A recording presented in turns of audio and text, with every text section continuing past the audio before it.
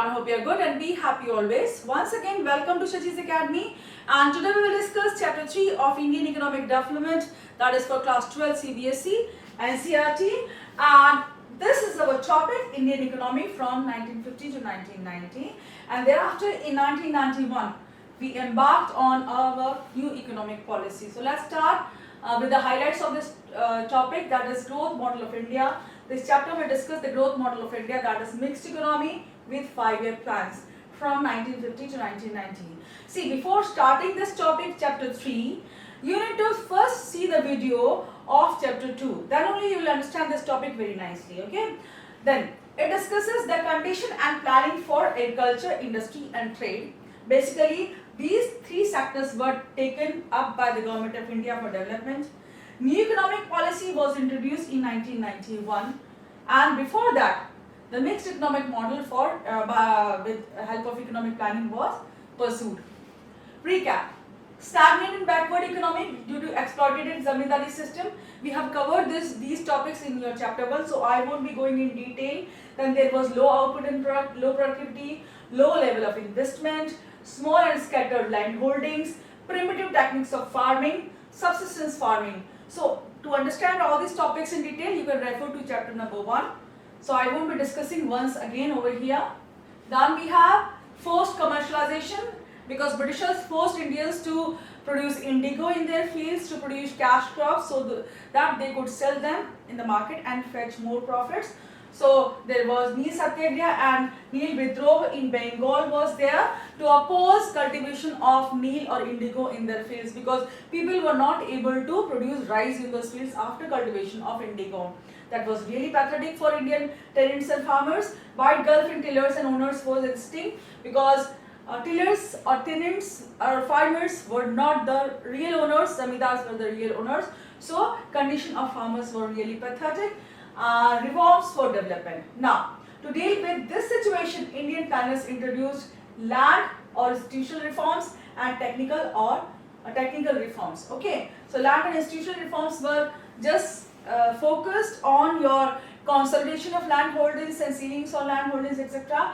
And technical reforms were for modernization of your agriculture, industry, etc. Land reforms. Number 1 is your land reform. Abolition of intermediaries, zamindaris and ownership of rights of tillers or actual cultivators. So, zamindari system was abolished and your ownership rights were given to tillers or cultivators of the land. They were given the rights over land. They could do investment on their land. They could build fences. They could do permanent investment on their land for the permanent improvement of the land. 200 lakh tenants got ownership rights and came in direct contact of government and paid revenue. So after endowment of those rights on these tillers, they became real owners, and 200 lakh tenants got ownership rights, and they came in direct contact with the government and they started paying revenue to Indian government and not to the zamindars, and Britishers left India in 1947, you know that. Okay, then incentives to cultivators for improvement on land was given. So cultivators or farmers who improved their land, who did investment on their land, improved the quality of production and land, they were incentivized by the government. They were given special rewards and incentives.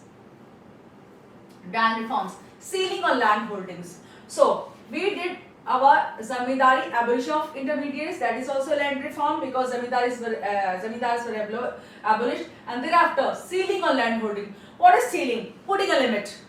That's like roof. Your ceiling. You are just putting a limit to the ownership rights of land also. So what it meant? It means fixation of maximum size of cultivable land that an individual or family can own. So what is the maximum amount of land or the measure of land which a single name could hold on its name? That is your land ceiling. So previously zamindars were having thousands and thousands acres of land on their names, individual names, and on their children's names. But after abolition of zamindari, they could not hold land, immense amount of land or unlimited amount of land on their names, and they had to just give away or part away with that land to the government, and they were not the owners of that land. Land ceiling was imposed on holding size of land to reduce concentration of land in fewer hands. Fewer hands. Which were these fewer hands? Zamindars were these fewer hands. Before independence, Britishers gave all the rights of land to zamindars. You can see in detailed explanation of chapter 1 that they were having all the ownership rights of land. They gave those land to tenants for cultivation and charged exorbitant rates of taxation, took away maximum of their produce as taxation and paid some amount of revenue to Britishers. So Britishers were getting revenue from zamindars and tillers were not given any rights on land, so they were not able to do any improvements on land. So condition of land, the fertility of land was depleting. It was going down and down by each day.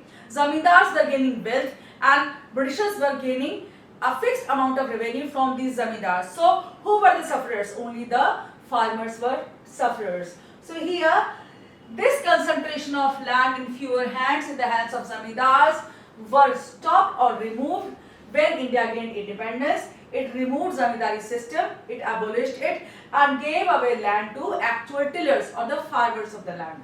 Surplus land was distributed to landless laborers. So, land which was taken away by zamindars by the law of land ceiling was given to actual tillers. Land reforms, and again in land reforms we have consolidation of land holdings, allotting fragmented and scattered land of farmers at one place to save cost of cultivation. So what happened to farmers?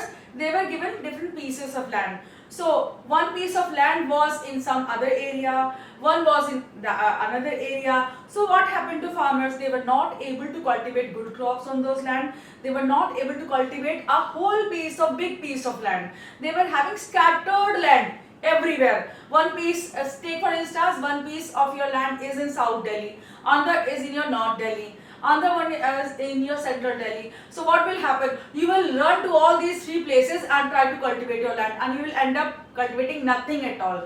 So that exactly happened to the farmers and they also were facing so many problems in cultivation of land. And if all those your Delhi lands are combined together, you can cultivate them nicely and earn better living and produce more crops on that land or do whatever you want, but in a better manner. If that land is consolidated, that means put together, okay, combined.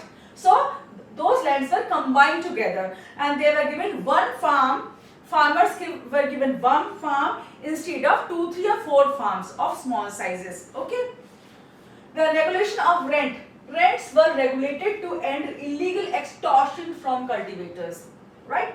So before the end of zamindari system, abolition of zamindari system, these cultivators were forced to pay exorbitant rates, very high rates of interest, rent on land, and they were not the actual owners. Now, land was transferred on the names of farmers and they became the owners. So now, regulation of rent was done and they were even actual cultivators of land also. So this was a dual benefit. If any person did not have land on his name, he could rent land from some other people, but rent was regulated and it was not very high this time after independence in India. Cooperative farming was encouraged. What is that? It is a form of collective farming to increase bargaining power of cultivators. For example, if you have a group of 20 farmers and you 20 farmers have small pieces of land. But if you combine all those small farms, 20 farmers, if combine those farms together, it will become a very big farm. And now you can cultivate tomatoes on that land and those tomatoes you can sell to Maggi ketchup industry, okay, or some Kisan ketchup industry firm. So what will happen? You will have better bargaining power, you can have better access to plant and machinery, you can have better labor, skilled engineers can come, skilled scientists can come, they can determine the quality of your land, you can have better access to capital and other resources. So it increases farming capacity, it increases efficiency of farming, it increases production and bargaining power of farmers. So collective farming or cooperative farming, you can say, is a very good method of farming. Now, failure of partial implementation of land reforms.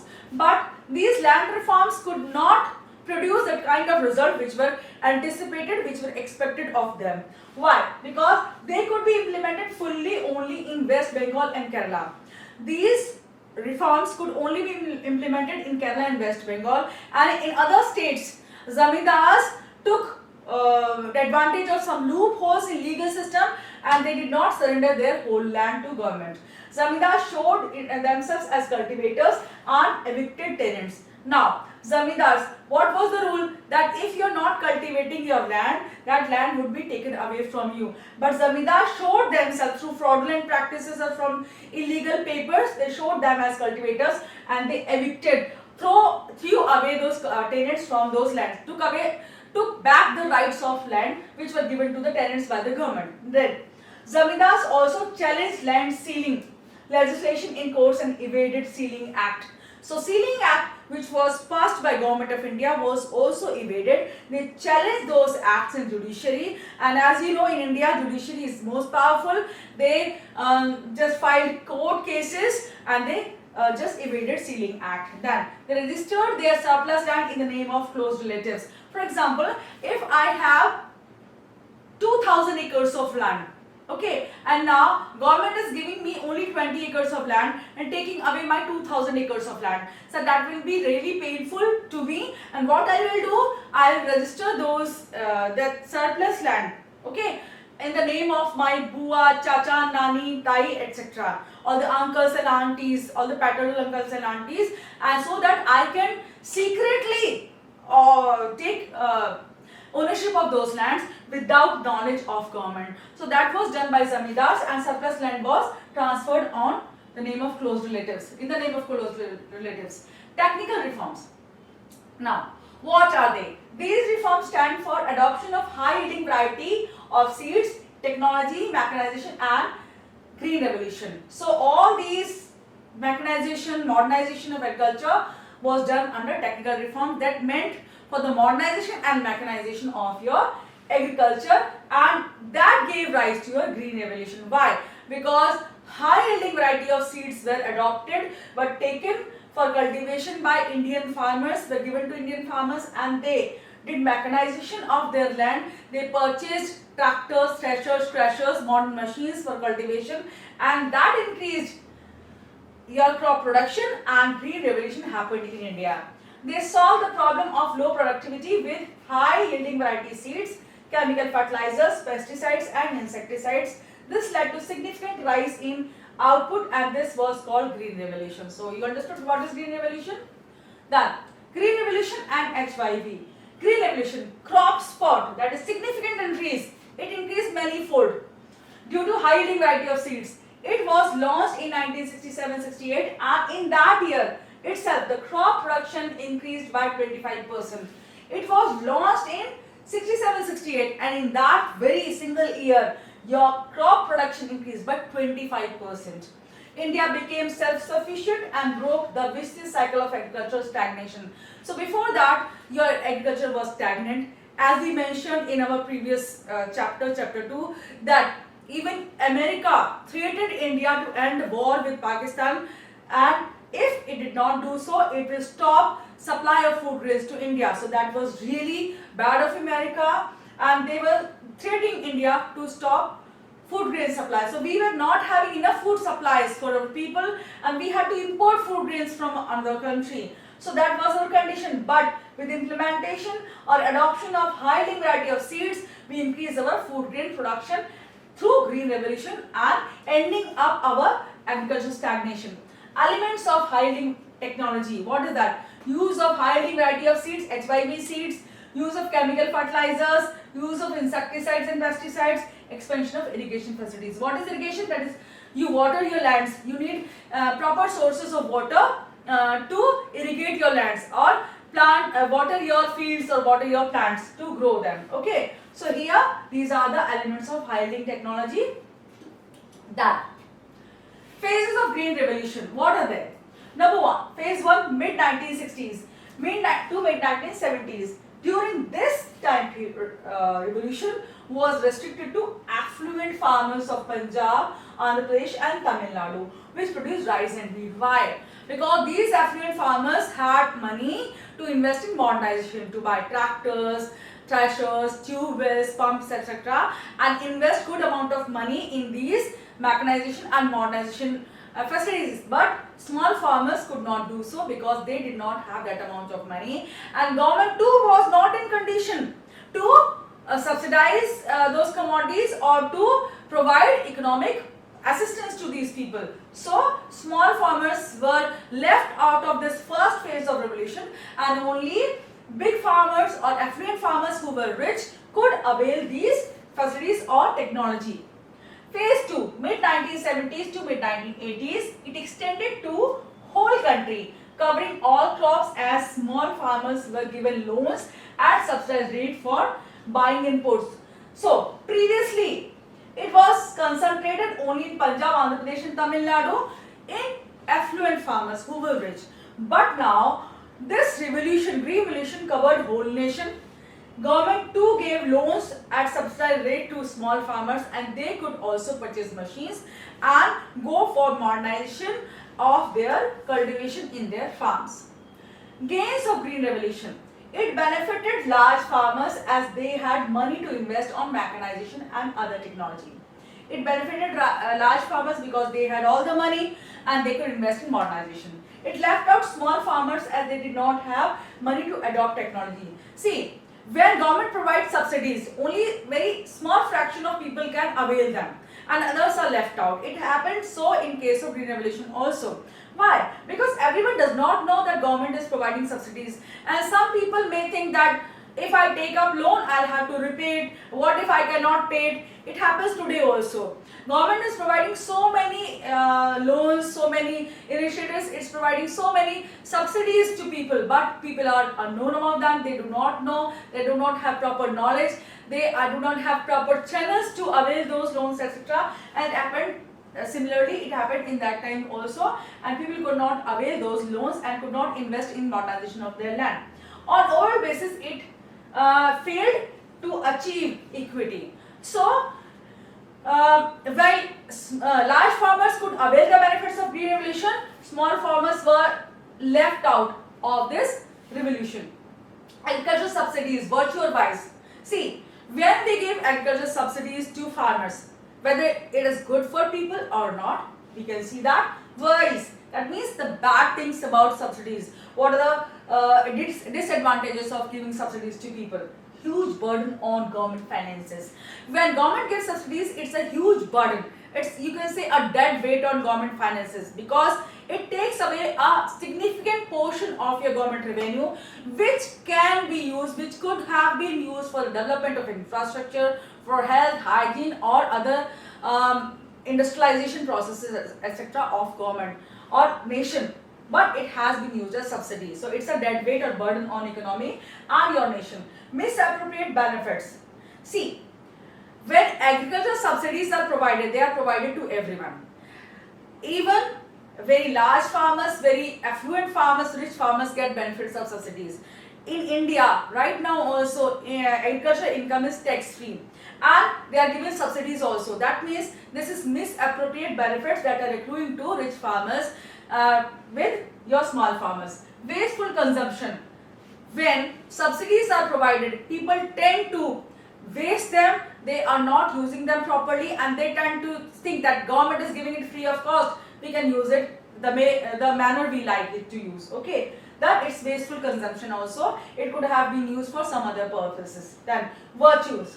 Gives aid to small and marginal farmers. While there are many disadvantages of these subsidies, it is really helpful for small and marginal farmers who cannot afford to buy their seeds to sow in their fields, to water their land, or to put pesticides, fertilizers or insecticides in their fields. So it's very good for small and marginal farmers who do not have enough finances to produce in their fields. Helps small farmers to get benefits of new technology like machines, fertilizers and pesticides.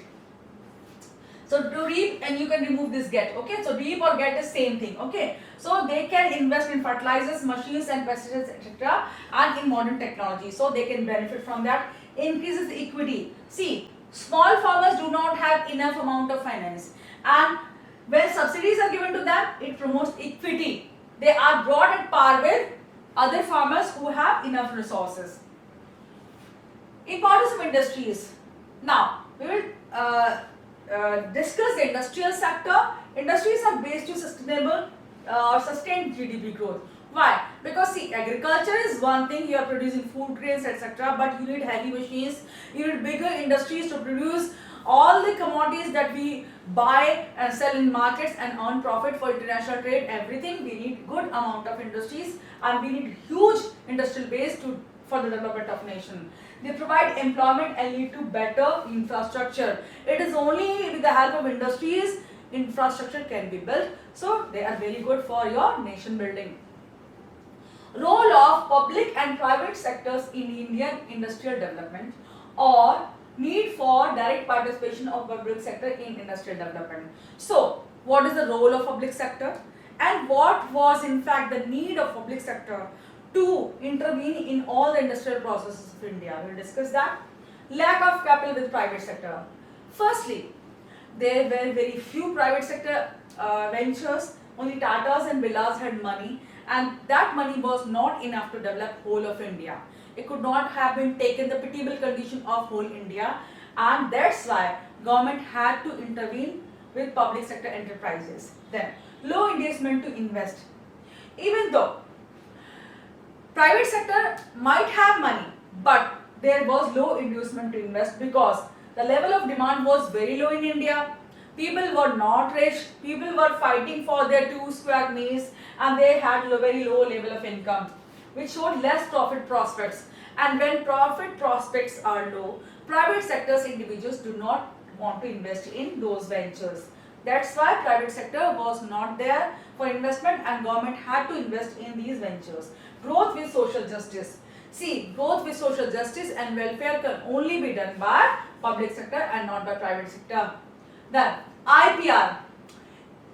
That is IPR 1956 is Industrial Policy Resolution, or Declaration on Leading Role of State. That means IPR 1956 provided for leading role of public sector enterprises in the development of your economy. That means public sector was was designated to have the major control of your resources, of distribution and allocation of your resources and production activities in your economy of India. Principal elements of IPR 1956 is 3-4 classification of industries we have.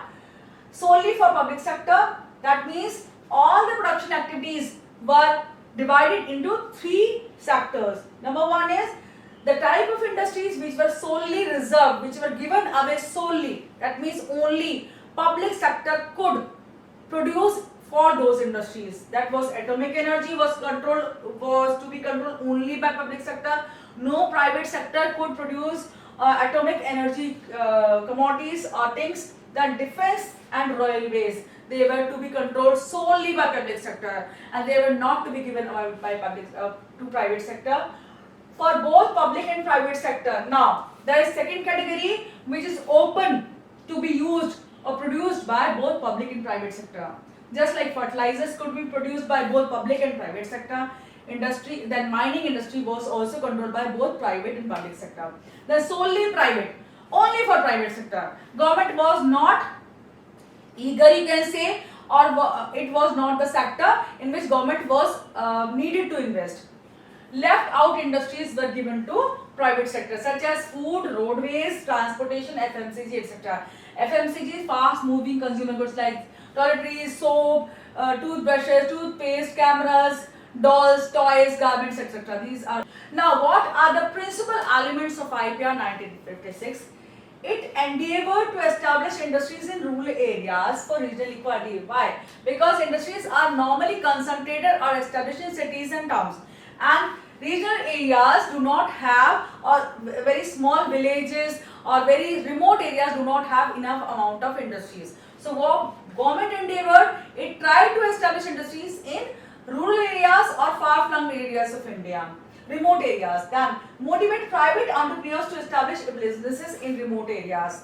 Licenses were really given quickly to people who wanted to establish businesses in remote areas of India. Why? Because government wanted decentralization of industries. Take for example, all the industries are established in Delhi or North India. What will happen?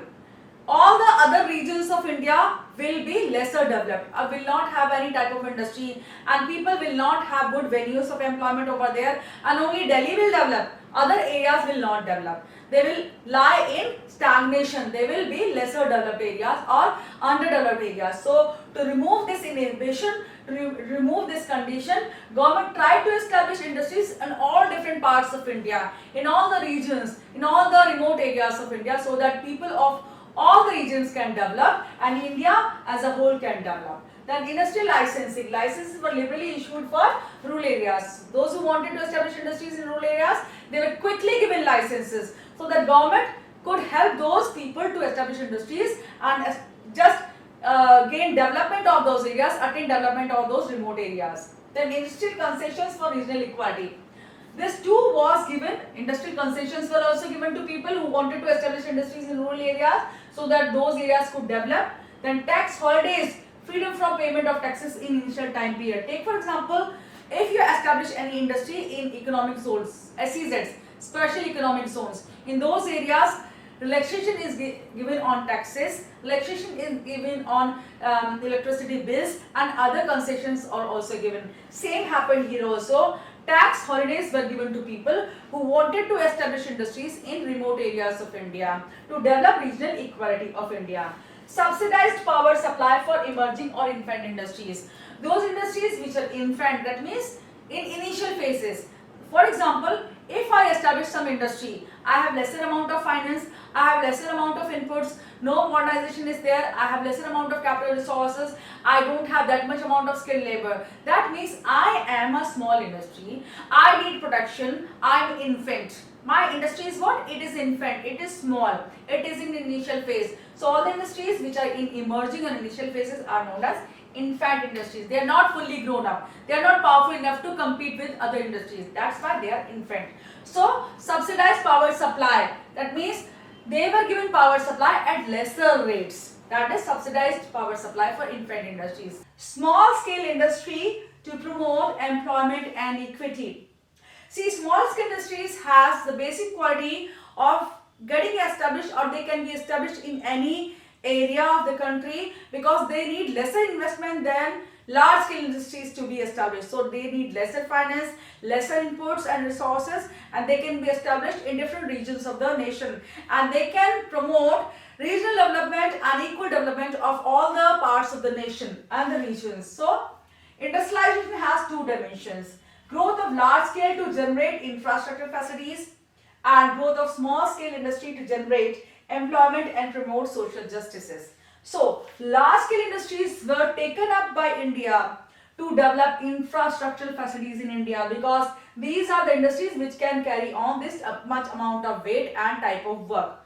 Small industries cannot take up the task of infrastructure development of any country. So many large scale industries were established by India to develop its infrastructure. That's like roads, railways, transportation facilities and other strategic purposes. Then growth of small scale industry to generate employment. Small scale industries can be established with lesser amount of inputs and resources in different parts of the country, so the people living around that area can get employment in those industries, and in this manner it can promote your social justice.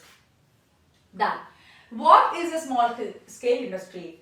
A unit having fixed investment of less than rupees 10 crore. What is fixed investment? Investment in your plant, that is building in which you carry on production, in which you keep your machine, and the machinery itself. The machines and the plant are known as capital of your industry. So an industry which has rupees 10 crore of fixed investment is known as small scale industry. Then turnover of less than rupees 50 crore. And it has turnover of less than 50 crores in today's times. Importance or role of small scale industries, SSI. The role of SSI were outlined by the Carvey Committee, and Carvey Committee is also known by the name of Village and Small Scale Industries Committee in 1955. It designated or outlined the role, what will be the role of small scale industries in the development of economy and for the development and employment for the people of India. Now, it outlined important characteristics of SSI. SSI is labor intensive and hence employment friendly. Why labor intensive? Because it has lesser amount of capital, it has lesser amount of money and assets. So it uses more labor, more people, more workers to carry on its production, and that's why it is employment friendly. In that manner, it provides more employment to people or not? So that's why it is known as employment friendly and provides more employment. SSI shows locational flexibility. So it is equality oriented, in a regional equality. What is locational flexibility? That means it can be established or it is flexible enough to be established in any part of the country, in any region, may it be town, may it be village or anywhere, because it has smaller size of machinery, it has smaller size of plant, and it needs lesser amount of inputs and can be established anywhere. So it is flexible. Okay, it has locational flexibility. Locational means location, the town or city or village where it can be established, any location, the area or the place. So it is equality oriented. So it promotes equality among different areas because it leads to more employment generation in different areas and leads to equality, and it is regional equality. It establishes and enhances, promotes regional equality. SSI needs small investment, hence it is equity oriented across different sections of society. It gives more employment, it can be established by people who has lesser amount of investment or money. Take for example, you have some amount of money. You take some amount from your father or mother anywhere, because it's not a large industry and small scale industry can be established with lesser amount of money. So what will you do? You will take some loan from bank, you will take some loan from your father and kinship, that means brother or sisters or cousin, etc., and you will establish some industry. So that is equity oriented. That means different sections of society can participate in industrial production, in industry establishment and development of the nation. So it is equity oriented. People can establish small scale industries with lesser ease than your large scale industries, because large scale industries can be established only with huge amount of investment of money. Only government and bigger private sector houses or just like Ambani's and Tata's can establish very large industries, and people like us, very normal people, cannot establish your large scale industries. Then trade strategy of import substitution. So we were focusing after 1950, we were focusing just on trade substitution. Trade substitution was followed from 1950 to 1990. It was called inward looking trade strategy depending on import substitution. What is inward looking? That means looking into your own house or your own nation for production and generation of income. That is inward looking. Outward looking means export policy, promoting exports. Inward looking means promoting your import substitution, that means producing those commodities which you can produce in your own nation and do not import from other nations. For example, if your mother knows how to make dosa or idli or kachori or samosa at your home, she will make those kachori and samosa at your home and won't purchase from outside, and she can save money. In the same manner, India was producing the machine, the types of commodities which it could produce on its own, and was stopping import from outside so that it could save its foreign exchange. What is import substitution? It implies domestic production of those goods which the country was importing from other countries to save foreign exchange. For example, if we have lesser amount of money, so we will produce those things at home which we can produce and invest on those commodities which we can't produce. For example, I can make samosa at home, so I will spend no money, I will not spend any money on purchasing samosa from outside. What I'll do, I'll make at home. But I can't make laptop, I can't make lights, I can't make tube lights and fans and camera, etc. So what I will do, I will purchase those commodities from outside. So this is what India was doing. It was producing those commodities which it could produce at home, and other commodities it was importing from outside world. Then foreign exchange was used for buying plant and machinery which could not be produced domestically. Just like I can't produce laptop, India could not produce some of the sophisticated machines, large scale machines, so it was importing from outside. For development and was also called as developmental imports. So the investment which was done by India on buying industrial machines from outside nations was known as developmental imports. It tried to save foreign exchange by inward-looking trade strategy. Inward-looking trade strategy means putting a halt, putting a stop or pause on imports of unnecessary items into India so that it could save some of the foreign exchange and not waste it because it was very scarce, it was very rare. What is policy of export promotion? Making domestic industries competitive. That means your production should be of good quality and it should not be of very high price. Then only it can compete with international commodities in international markets. So India pursued a policy of industry upgradation and make its commodities competitive and increasing domestic production. So it increased commodities which could be exported to other nations and earn foreign exchange by exporting those commodities to other nations. Protect domestic industries from international competition. Now, it was saving or protecting its own industries because its industries were not that competitive. It could not compete with MNCs which came from India, which came from other nations, which were established in other nations, and that's why it protected its own industries. Salient features of growth strategy of India and its good and bad effects. Salient features: central role of public sector. Central role or government sector played key role in development of your economy of India from 1950 to 1990. Then private sector to play secondary role under permit license Raj. So private individuals were to obtain permits or licenses before producing any commodity, before establishing any business or expanding their business or other tasks. Limitation on capacity of operation of private firms, restricting expansion. So they were not allowed to expand. Private sector was not allowed to expand without any license or without any permission prior to the government. Then import substitution and saving foreign exchange.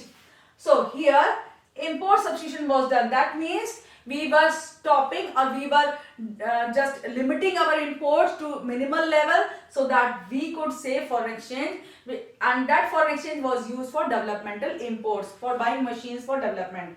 Heavy duty on imports. So to curb imports we were imposing heavy duty, heavy taxes on imports so that people of India could not import commodities from outside and they had to purchase commodities from inside our country only for our own industries. Small scale industries generated employment. So small scale industries were given a key role to generate employment in economy. Then good effects. Big push to economic growth and structural change. You all know that private sector was not in condition to give a big push to economic growth of the nation. Why? Because there were very few private sector houses, private individuals which had money at the time of independence, and secondly they were not interested in investing money. Why? Because there were very less prospects of earning profits in an economy because demand was low, people were poor and they did not have any employment. So only government could take up the role of developing or building nation. So nation building activity was given to public sector. Industrial diversification was done because government invested in different types of industries. It did not invest only in consumer industries because private sector is normally interested in commodities which is sold in market at higher prices and it's purchased by affluent consumers, but it does not happen with public sector. It manufactures all different types of industries, that's like railways, railway coaches, railroads, buses, transportation, roads, etc., airways, etc., in which they did not have much amount of profit, but nation was going to be built by their efforts. So public sector played a key role and industrial diversification was done by public sector. Sunrise industries. Government laid heavy stress on sunrise industries and made them to produce more and more electronic items so they could be exported to other nations and India could earn more and more foreign exchange and people of India could also buy electronic items from these industries. Then large scale industries like Rourkela and Bhilai steel plant led to infrastructure shift. So there were large scale industries, steel industries were established in India so they could develop India and its infrastructure, Growth of SSI led to creation of jobs and growth with social justice was ensured in India with the help of these industries. Then bad effects. Excessive dominance of public sector, even bread and shoes were produced by public sector, which undermined the role of private sector. Here in India, public sector was given key role, but private sector lagged behind in development and could not generate more profits for the economy of India. Public sector monopolies turned out to be dead social weight, leading to corruption, inefficiency and leakage, etc. So corruption started happening in those industries. Babu Raj was there, Panchayati Raj and License Raj was there, and private individuals were not allowed to develop and they were not given licenses for production, established industries, and in that manner it undermined the whole process of development of economy, and India could not grow during those years. Permit license Raj was misused by big players.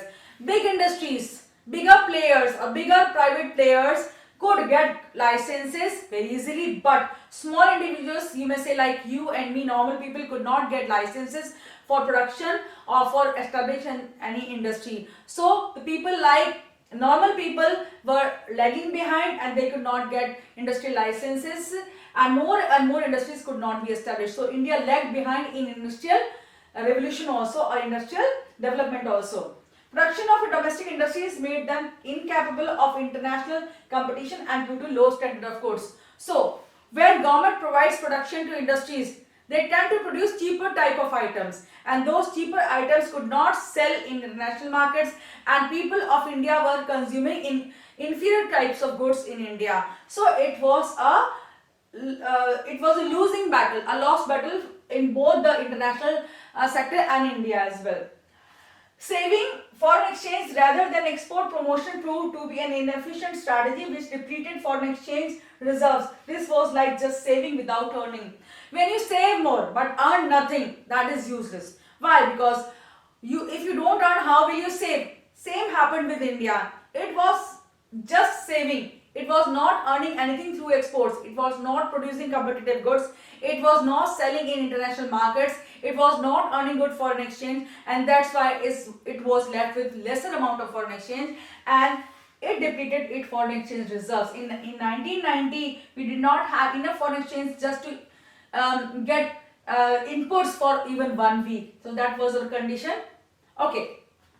So what happened over here is from 1950 to 1990, in India, public sector was given key role. It led to infrastructure building. It led to diversification of industries and other developmental activities. But again, it undermined the private sector. It protected industries, and Indian industries could not function well during that time period. And we were left with lesser amount of foreign exchange due to our inward-looking policy of import substitution and export suppression. So that was all about our chapter 3. We will see you in chapter 4. Thank you so much. Take care. God bless you.